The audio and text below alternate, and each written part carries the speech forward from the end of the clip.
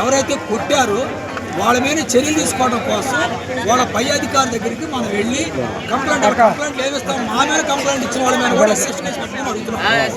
ఎవరైతే మన మీద కంప్లైంట్ ఇచ్చారో అక్రమ కంప్లైంట్ కూడా దాన్ని చదవకుండా దాన్ని విచారణ చేయకుండా కొట్టినటువంటి ఎస్ఐ గారిని కూడా సస్పెండ్ చేయమని అడుగుతున్నాం.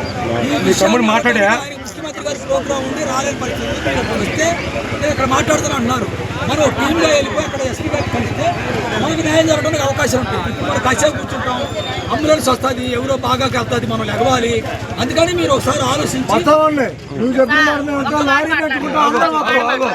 ఆయన ఫోన్ చేసి చెప్పాడు కదా మీకు ఎట్లా జరిగింది, తల్లిదండ్రులు తీసుకురమ్మంటున్నారుగా. ఈ తల్లిదండ్రులు ఆడికెళ్ళేది ఎందుకు సస్పెండ్ చేసేవాళ్ళు మాకు లెటర్ పంపివ్వాలండి.